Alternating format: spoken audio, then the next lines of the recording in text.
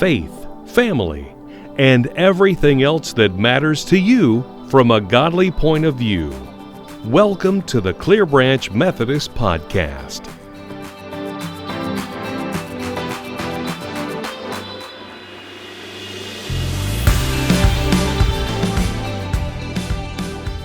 Hey, welcome in to the Clear Branch Methodist Podcast. My name is Mark. I'm one of the pastors here at Clear Branch, and usually my co-host is our lead pastor, Mr. Jeremy Alville. And this episode's going to be kind of a weird one, and I'll tell you why. Jeremy is out of the country right now. He is in Costa Rica. He's part of a delegation to be at the Global Methodist Church General Conference, and he's there. He's making, helping to make big decisions, and we're praying over that entire group that's there. But that means he's doing important work there, and he's not here on the podcast. Can you imagine the nerve of that guy? But anyway, yeah, and you also may have noticed we didn't have one last week. There's a story there as well. Usually we record these things on a Thursday, and this past Thursday, because we have our Wednesday night viewing of the individual episodes, and we talk about it with some of our members and our congregants here after we watch the episode. It's a Wednesday night thing we do. We sit down, we watch the episode, and then we talk about what was actually scriptural, what was extra biblical, and we kind of hash through some things. We point out a few themes and we talk our way through that. It's a great time. You're all invited to come. But we want to do that before we talk about it on the podcast so that we can, kind of take some of that information and bring it to you guys that are listening here. Well, last week we sat down. We had already decided we were going to do the podcast at this time, that sort of thing. Power goes out, not just here at the church, but our entire area. The power goes out. We start getting Facebook pictures of people that people are sending and posting of a power line that's completely snapped in two. It's taken down the power for most of our area, and it was down for a number of hours. No power means no mixer, which means no microphones, which means no podcast. So we had to kind of skip last week's. But this week we're going to cover episodes 5 and 6 of season 4 of The Chosen. Lot to discuss here. And if you have any questions, any comments, feel free to send them to email me, mharvard, MHARVARD, at clearbranch.org, mharvard at clearbranch.org. Also, don't forget, you can go catch any of these episodes. We have the last 2 episodes coming up over the next 2 weeks. Every Wednesday night at 6:30 in our main sanctuary, we show these things. And then we have a little Q&A time. So you're all invited. You don't have to be a member. You don't have to even attend Clear Branch regularly, but you're welcome to come and be a part of that with us on Wednesday nights. So let's dive into episode 5, season 4. And this is an interesting episode because, first off, this is officially the second half of the show. Yeah, and let me show my work here. The first half of the show, it's planned out for 7 seasons of 8 episodes. Episode 5 of season 4 officially transitions us into the second half of the show. And there is kind of an acknowledgement of that transition in the theme, because what we're doing at this point is we're taking our Capernaum time, the gathering time of everything, all the prep work that's been part of the growing ministry of Christ. That has been the first half of this show. And as we hit this second half of the series, well, now we are in an area where we're leading toward Jerusalem. We're leading toward the big things happening, such as the persecution, the betrayal. There's a lot to unpack that's coming up, and we can really see that theme. We're seeing a very different Jesus character at this point. It's not as forgiving and not as gentle. And it's a little, Jonathan Romy, who does a fantastic job portraying Jesus in this series. He's playing Jesus a lot more assertive. He's playing Jesus a lot more in a more forceful tone.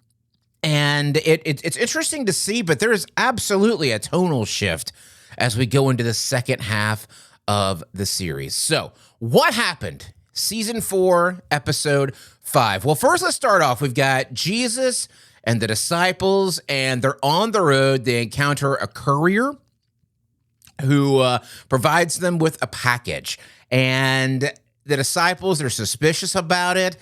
And eventually they open it all up and they find out it's from Joanna. Now remember, Joanna was the woman who was in the castle, or rather in the city. She was a part of the interaction. She was kind of the disciples' news line when it came to John the Baptist. And she also was at she showed up at first at the Sermon on the Mount.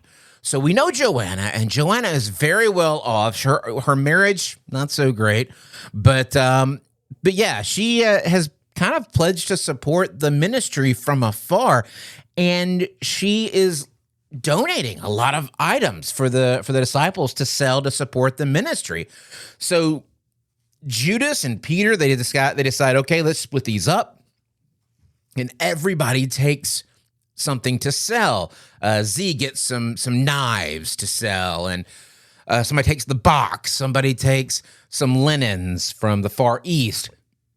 They try to give something to Matthew, and I think Matthew had the linens from the Far East. They try to get something to Matthew, and he freaks out for a second. Don't give me these. Don't give me these. He's got all this self-doubt. He still doesn't really trust himself, and it takes Peter to assure Matthew that the group trusts him indefinitely, I believe is the word he used. But this is a big deal because you've got Peter, who just a few episodes before had to hug him and forgive him for everything he had done, because there was a lot of beef. I don't know if you remember, there was a lot of beef between Matthew and Peter. Peter was not a fan of Matthew. He had not forgiven him for betraying his people. But more than that, Matthew had been hired in the first season, had been hired to spy on Peter and Andrew. He had been hired to go out, to kind of give Rome intel on these guys and put him in a horrible situation. So Peter had a justifiable problem with Matthew. I get it. We know now that that's wrong, but I can at least see where the thought processes are going. So the disciples, they reconvene. They've all gotten a large sum for selling their items. As they're approaching Jerusalem, they have to decide where they're going to stay. And they're in the middle of this big field. First off, as the disciples are talking, Jesus just appears out of nowhere. And they act surprised, which I find to be funny because they're showing all these shots and they're in the middle of this ginormous field. So I don't know how they didn't see him coming. If anyone can sneak up, it's going to be Jesus, but that kind of hit me a little bit weird. But Judas wants to use some of the money to stay in an actual inn, and they mentioned they could use fake names, and they start throwing out, well, we can't do that. That's lying. Z, his brother, lives in Jerusalem, but he was homeless last time they saw him, and they're thinking, if he has a place, it's probably not going to be big enough. And some disciples are saying, well, why don't we stay where we stayed last time? And they decide that we can't do that because when we stayed here before, there was a giant celebration going on, and we could kind of mix in with that group. Now, as big as the group is, and there's no celebration to cover us up, so we would stick out like sore thumbs. Well, Jesus finally arrives, explains they're going to stay in Bethany with his friends Lazarus, Mary, and Martha. And this is pretty great because I love the story of Mary and Martha. Absolutely love that one because I find myself struggling with that story so much because I am absolutely a Martha. I will constantly try to find things to do. If I'm at a social engagement, if I am at an important thing, it's not that I'm assigned the role, I naturally try to take the role of working behind the scenes, making sure everybody's good and with that. When we have people over to the house for like a barbecue or something like that, I'm happiest if I'm out by the grill. Let everybody stay inside. I don't need any help out here, but I'd rather have a purpose for being there, like an actual job to do, instead of just sitting inside and being on a wallflower. So we've got Mary, we got Martha, we got Lazarus. The gang gets there. There's a funny little exchange between Lazarus and Jesus, where Lazarus tries to insinuate that they're not welcome before they both start laughing about it. And it's a really really good depiction of the Mary Martha saga. And at one point you see Lazarus walk away. He kind of shudders a little bit, and Jesus sees it. And that's some foreshadowing that we'll see in the next episode come to fruition. But Philip actually recalls Jesus teaching on going the extra mile in an earlier part of the episode. Now, on the way to Bethany, they encounter some Roman soldiers. And there's this Roman law where they can force Jews to carry their gear, but only for 1 mile. So they're like, we force you to do this. So they, our gang, the disciples, they put their gear down. They pick up all the helmets, the shields, everything. And people are struggling. Matthew is struggling, but at the same time, he's also trying to take things from Mary, so Mary doesn't have to carry things. Judas is getting more and more frustrated and more angry. He's just seething. And we see some of that progression with Judas later on. So they carry their gear the mile, and Philip recalls Jesus teaching on going an extra mile after Jesus says, you know what, we're going to take it the rest of the way. And there's an effect that it has on the soldiers. The soldiers, their hearts soften a little bit. And they say, why don't we take our helmets back? And it really was Jesus doing this to show kindness and also to teach his disciples a little bit of a lesson on humility. Like Peter said in the scene, if he said submit, we submit. And Judas is just not happy about any of this. So they go back, they take the 2 miles, then they come back 2 miles to reclaim their bags. They resume their journey to Bethany. And that's where we see Mary of Bethany welcoming them in. He and Lazarus have that exchange. We see the story of Mary and Martha play out. Jesus tells the parable of the laborers in the vineyard out of Matthew 20. It's 1 through 16, I believe, in which a master, hires several waves of laborers and they all get paid the same. And the whole point is basically that the calculus of God's kingdom, it can seem unfair since it's not measured on merit. The same reward, the reward is the same for all. And a lot of people have a hard time with that. So Martha finally breaks and asks Jesus to make Mary help her. And Jesus gives the Martha, Martha, Martha, not in the Batman Superman way, but in the Jesus way, that her service and the food she makes is all great. But the best way to serve him is to listen to his words, because, the food's going to be gone. The food's going to be over and done with. What the important thing is Jesus' word. It's important that she's there with him. And, eventually Mary mouths an apology, and Lazarus and Peter step up to serve the remainder of the food while Martha joins the group. And suddenly everyone becomes a musician. It's weird. This episode and the next episode, suddenly Andrew and I believe little James, suddenly everyone is a musician. I don't know where that came from. It's not anything we've seen to this point in the show, but here we are anyway. So Jesus talks with Mary. Judas goes to the home of his mentor, Hadad. This is Jesus talking to Mary, his mom, who has shown up. Judas goes to his mentor, and his mentor kind of mocks how the disciples have no money. And here we see Judas complaining a lot about his frustration with the ministry. He doesn't have a lack of belief. He has a lack of trust in how things are going. He has a lack of patience. He thinks things are going too slowly. They're being what's the word? They're being inefficient. There you go. Judas is telling people he's confident that Jesus is the Messiah, but at the same time, he thinks that things can be going better.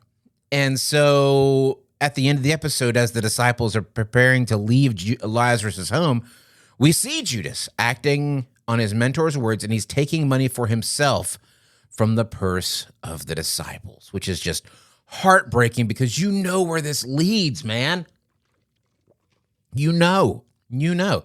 Another side of this episode is Shmuel, Yusuf, and the Sanhedrin.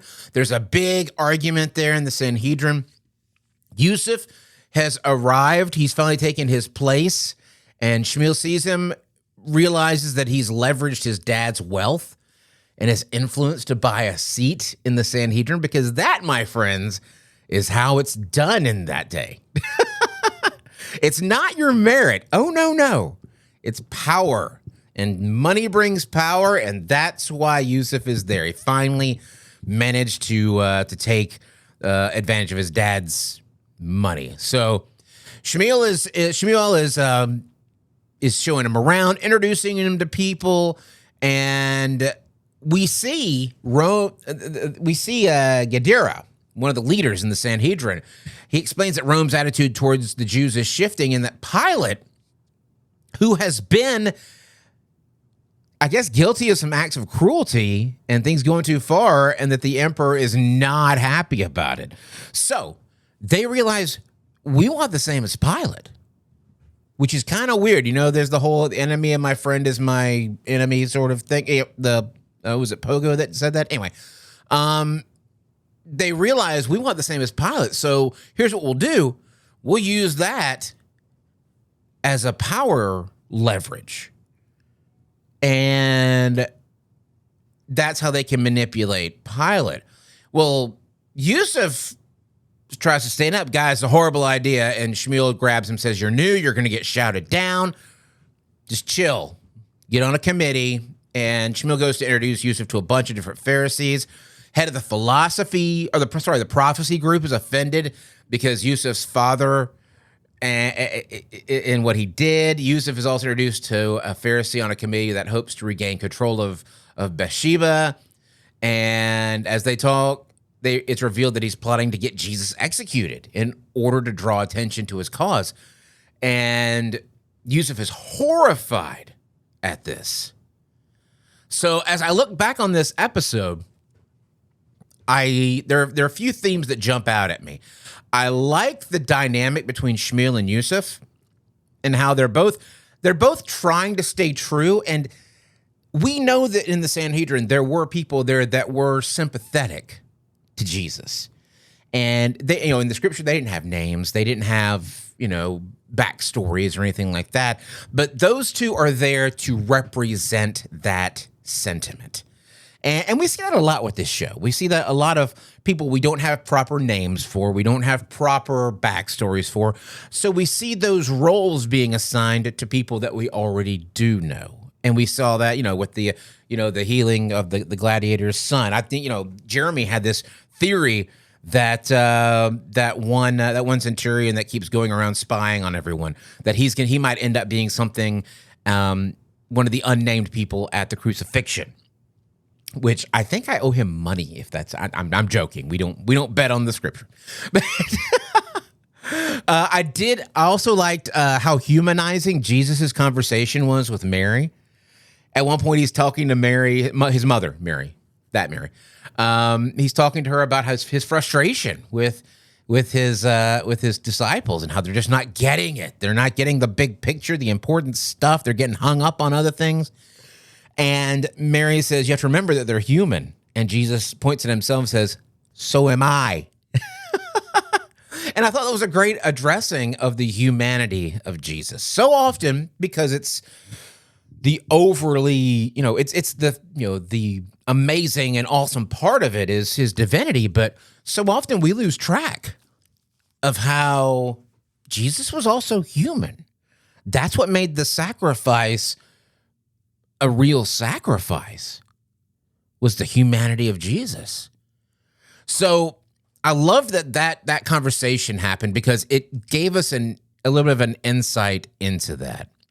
I thought the Mary Martha dynamic was painted beautifully, and the transformation and Judas going down that role, that conversation between he and his mentor felt believable.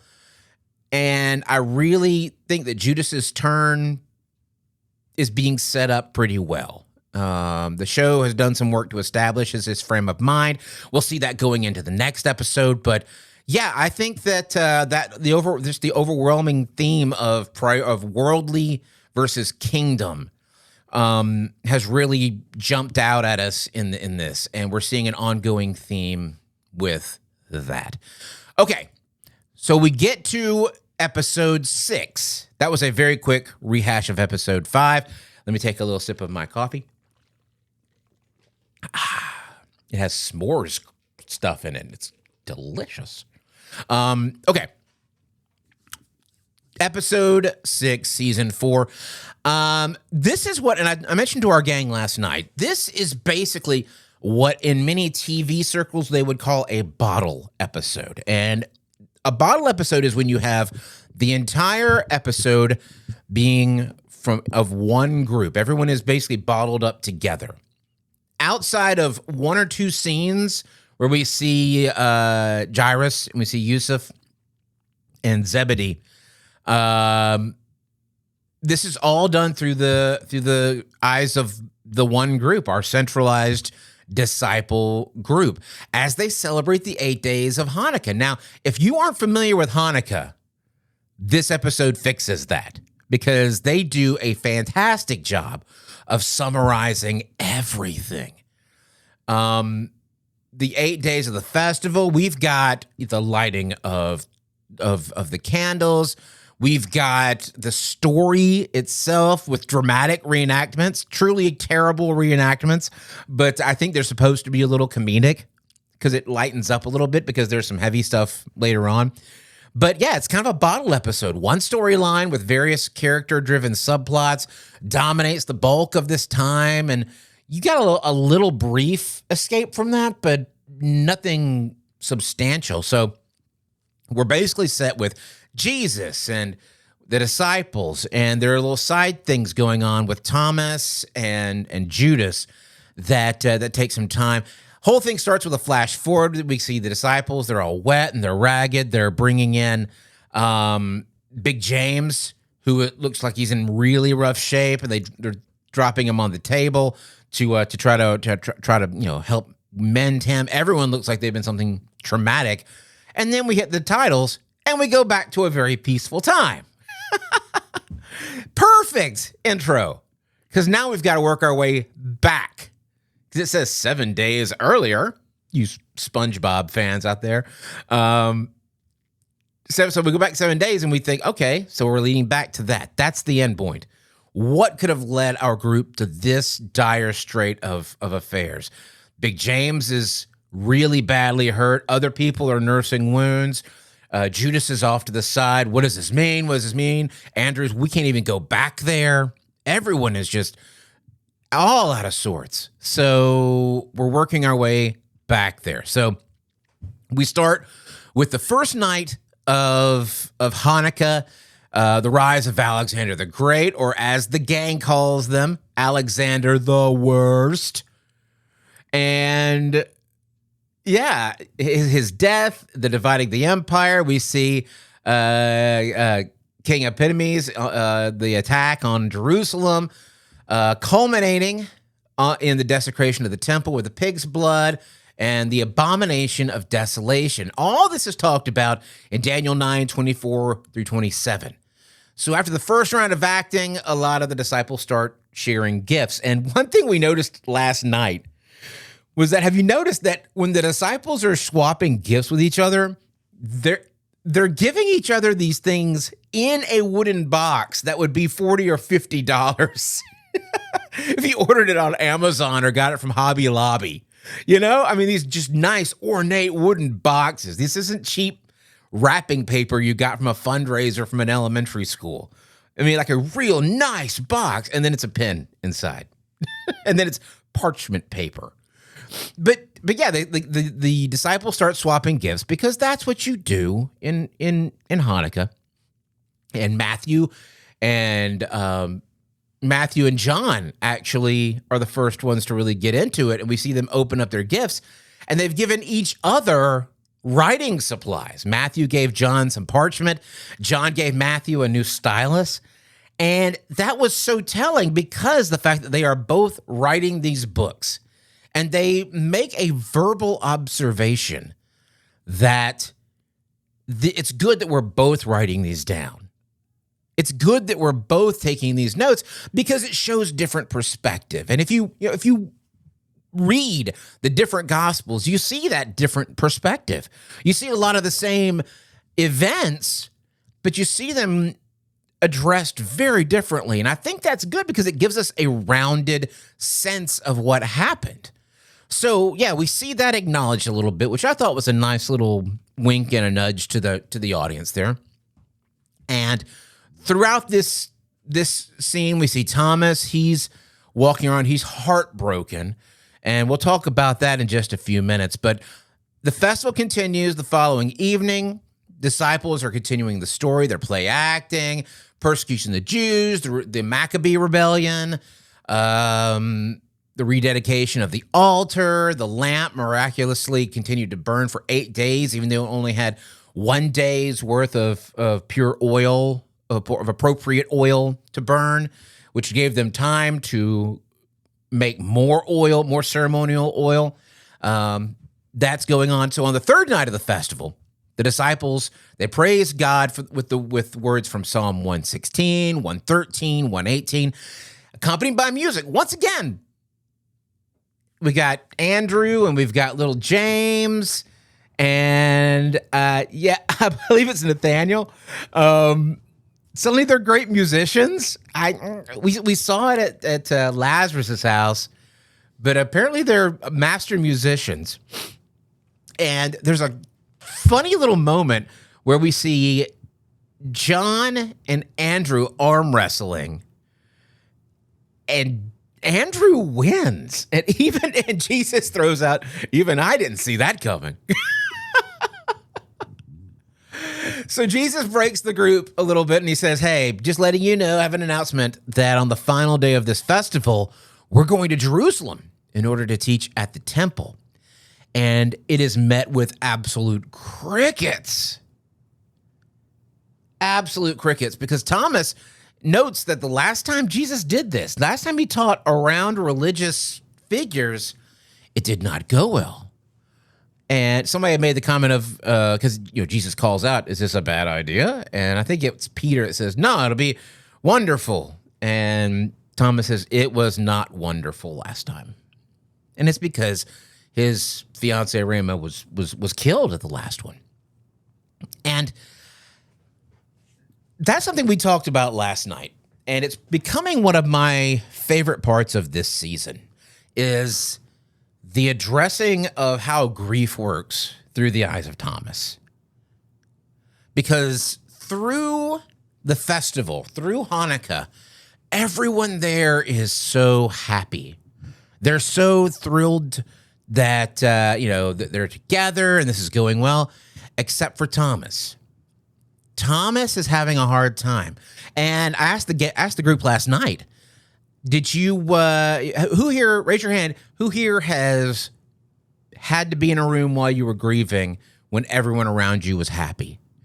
And most of our group raised their hands, including me. And we talked about how that is one of the most isolating things that you feel in the grieving process. When everyone else has, when something first happens, everyone is around you and they're hugging on you and we're here with you, we're here to support you and all that. But eventually all those other people move on with their lives. and you haven't. And it can be very isolating and actually make you feel worse. So we've seen this through Thomas. We've seen this grieving, and he and Peter actually have a conversation at the apothecary later in the episode where Peter asks him, when do you not feel horrible? And he says, when I've got important work to do. Because that's worth the distraction. And I absolutely get that. Grief is not always convenient. Grief is not something that you're going to be able to just, compartmentalize. It creeps up, it jumps out at you. And it's one of those things that no one can feel for you. So I think we're seeing this a lot through Thomas, and it's shaping the whole doubting Thomas side of everything, because you hear about, Thomas was the doubter. It wasn't that Thomas had a lack of belief. Thomas saw enough to believe. It was that Thomas had a lack of trust. And I think that they've shaped that so well here. And we're going to continue to see that as we get more into the Lazarus tale, as we get more into, getting closer to the resurrection of Lazarus. We're going to see, because he's going to have some heavy things to resolve within him concerning his faith and concerning his feelings about God and about Jesus as we get close to that, still so close to Rama's death. So that's really interesting to watch him go through this, and I feel like it's being handled amazingly well. The next morning, the disciples delight over, the gifts that they have received, and John ponders where they can get Thomas. They decide to get him new sandals. Matthew checks to see if they've got money for it, and he realizes the purse is really light. And he goes and asks Judas. He says, hey, is there another purse? Judas says, nope. And Judas starts getting offended that Matthew is questioning him about the finances. Hey, do you want to do this? Well, you sound like you think you can do this. And Matthew doesn't want to stir up any conflict, says, I'm not about your job. I don't want it. That's not something I need to be doing. I need to distance myself. So he goes to tell the others that they're going to have to barter for these sandals, that Judas isn't letting them have the money for it. So they go to the market. Peter and Thomas have that conversation about grief. Because, Peter, last season we dealt with him and the miscarriage from he and his wife. So that was something that was very common that two of them could actually talk about. On the fourth night, the disciples praise God with a rendition of Psalm 115. Thomas gets his new sandals, and a message arrives from across the Jordan, in Bethany. Lazarus is sick, but he assures the disciples that it's not the sickness that leads to death. Knowing what we know about Lazarus, we know that in the earthly sense, that's not true, because he dies. But what they're meaning here is this sickness doesn't lead to lasting death, because Lazarus will have everlasting life. So we've got this going on. Jesus still is struck down by the news. He retires for the evening.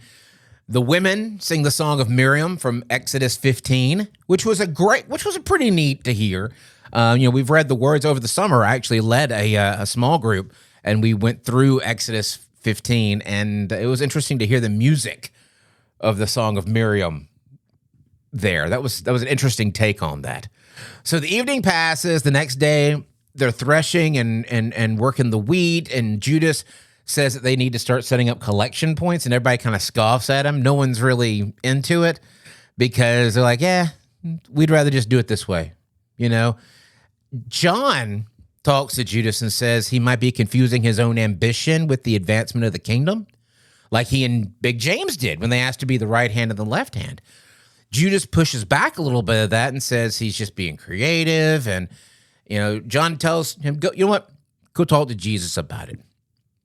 So he talks to Jesus about it, and Jesus kind of brushes him off. He doesn't even listen to the entire idea. He says that his vision is bigger than what Judas can dream of. And he says, you got to pay attention tomorrow to the sermon and pay attention to the surroundings around it and the feelings that it brings up in you, which Judas is not at a place to hear. And he leaves very frustrated. And you see that frustration continue on. On the seventh night of the feasting, the disciples pray Psalm 118, and the disciples are really dreading the upcoming journey to Jerusalem. So they get up the next morning, they cross the Jordan. You see Judas paying the ferryman because they have to have that. And eventually they get to the temple in Jerusalem. And they're looking out around the crowd, and Jesus begins one of the Good Shepherd speeches, the one from John 10, and some religious leaders are watching, and the disciples don't get into it. You know, they're trying to decipher it. They don't follow it. Master, could you speak more plainly, is what they're asked. They don't immediately really catch what he's trying to say, but it's made out like it's really made for their, not much as much for the disciples' benefit, but for the religious leaders to overhear. And they don't immediately recognize him. But when Jesus gets to the part of, welcoming those that are not in our flock, the religious leaders jump up like, hey, are you talking about Gentiles? Welcoming Gentiles in? And to the point where it distracts Judas, and Judas starts trying to engage him before Peter pulls him back. The religious leaders are beginning to realize that Jesus is portraying himself as God's unique son. While they're talking it over, the religious leaders, while they're talking it over, and so, back and forth, Jesus and the disciples get up and leave, which was a little bit of comedy there because they turn around and they're gone. So they follow him into this corridor, this concourse area, and Jesus insists that his work testifies to his identity, and then goes even further and declares that he and the Father are one. And that just makes heads explode.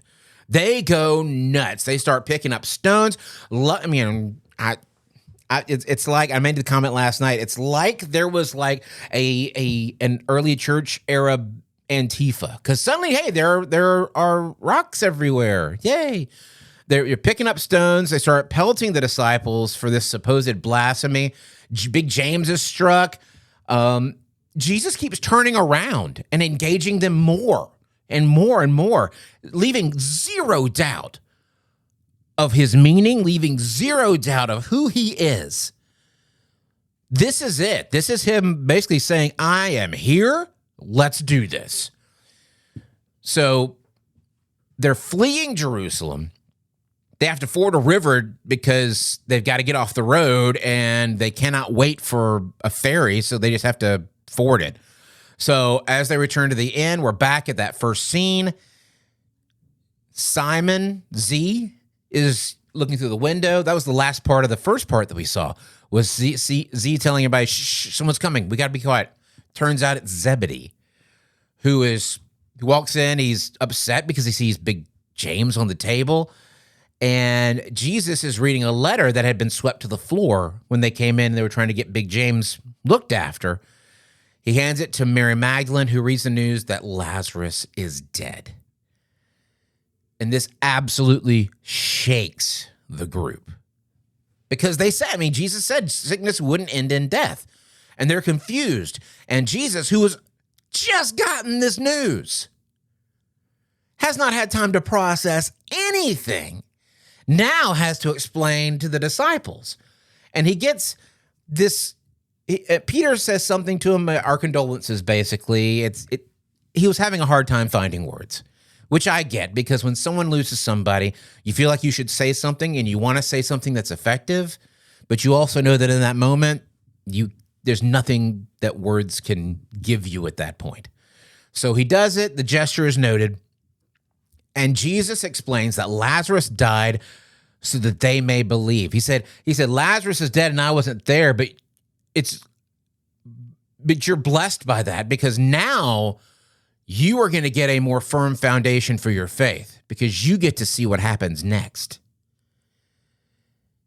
He explains that Lazarus died so that they may believe.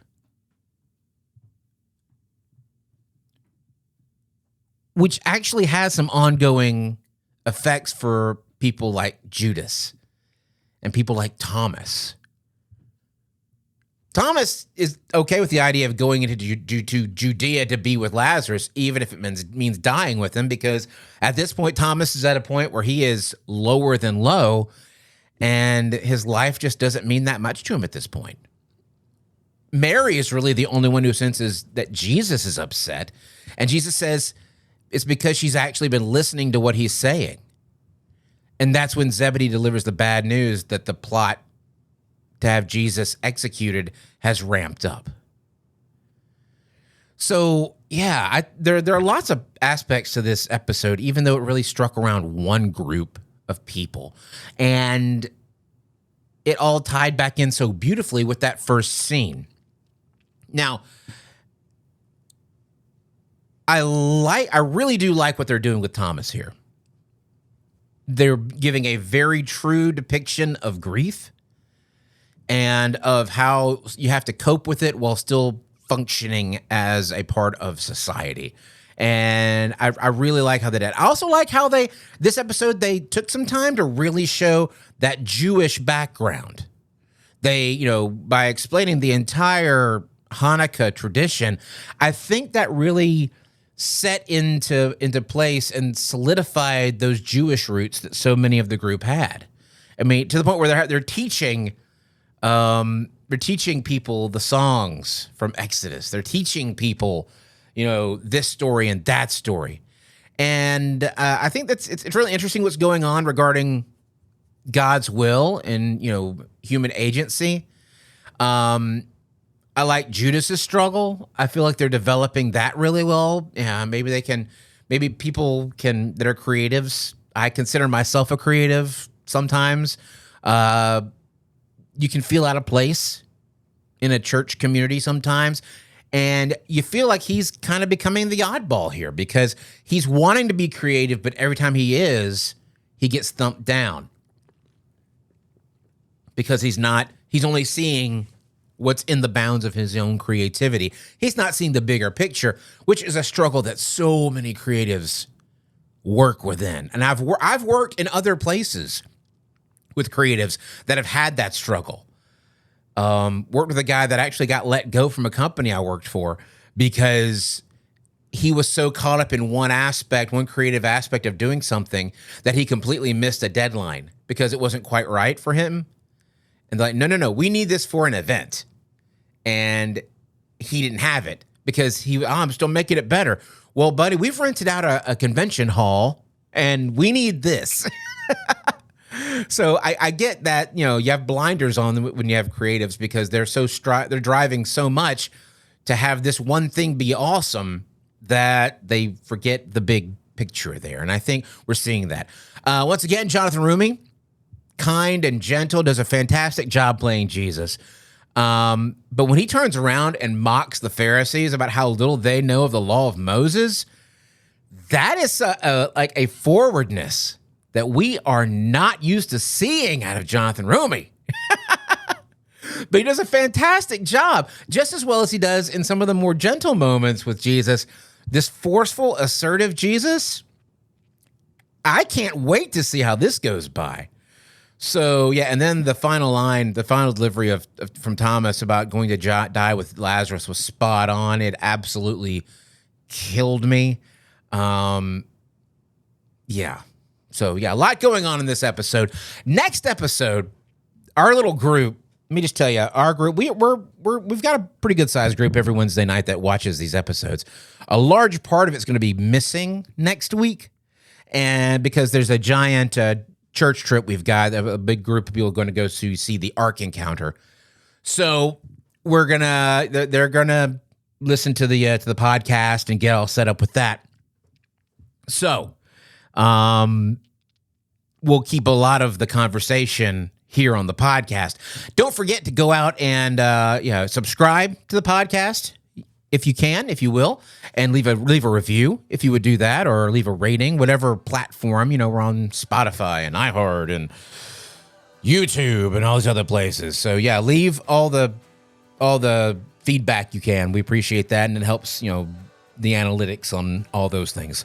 So we appreciate that. Also, Jeremy won't be back next week, so I'll be anchoring it myself. We've got big events happening in next week's episode, in episode 7 of season 4. As always, spoilers abound, so don't listen if you haven't watched the episode yet. And you guys have a fantastic week. Once again, my name is Mark Harvard. I'm one of the pastors at Clear Branch Methodist in Trussville, Alabama. And this is the Clear Branch Methodist Podcast. Have a great week.